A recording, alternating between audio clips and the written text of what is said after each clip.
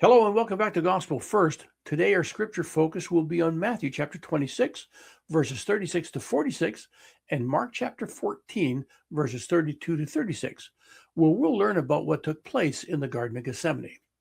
So let me ask you, have you ever faced something so heavy that you didn't know if you could go through with it? A moment where everything in you wanted out, where the weight felt unbearable. Now imagine carrying not just your pain, but everyone's. That's where we enter now, the Garden of Gethsemane. So let's find out what happened.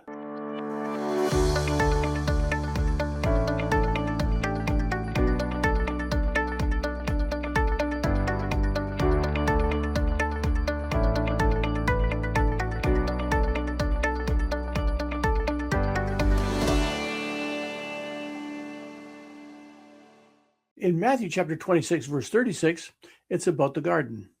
Then Jesus went with his disciples to a place called Gethsemane. And Gethsemane means oil press. You know, olives are crushed under extreme pressure until oil flows. That is not a coincidence. That is symbolism. I remember going through a season where everything felt like pressure, decisions, stress, uncertainty. And I kept asking, why is this happening? But later I realized pressure doesn't just break you, it reveals what's inside you. In Matthew chapter 26, verse 38 to 39, Christ's suffering begins. He says, "My soul is overwhelmed with sorrow to the point of death.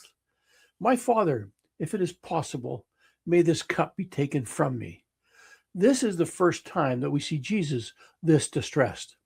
He falls to the ground, not standing, not kneeling, but overwhelmed. Then comes one of the most powerful words in Scripture.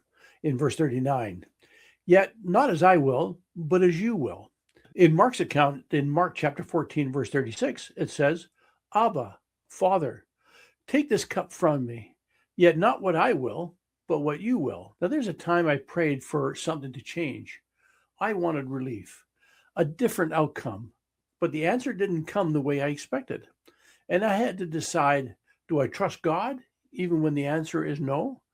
That's where nevertheless lives. Nevertheless means, despite what I feel, despite what I want, I choose God's will. Jesus didn't walk away. He stayed. So what did Jesus carry?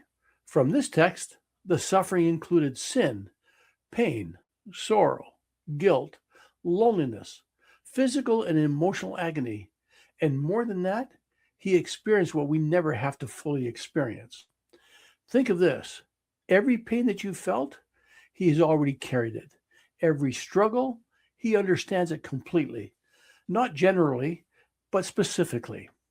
There was a moment in my life when I felt completely alone in a struggle. No one seemed to understand. But as I turned to Christ, something changed. Not instantly, but deeply. I realized I was not alone because he had already been there. Now, in closing, think about this. Because of Gethsemane, you're not alone. You are understood. You're invited back. And here's my invitation for today. Bring your burdens. Bring your questions.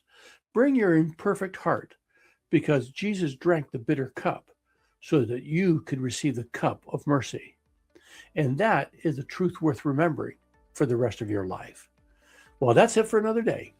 Thank you for staying faithful to the journey. May the Spirit continue to fill your heart and draw you closer to Jesus Christ. If your heart feels even a gentle nudge, I invite you to like, subscribe, and share so that we can spread the gospel of Jesus Christ together. And I'll see you next time as we continue our studies in the book of John, chapter 14 to 17. So until then, God bless.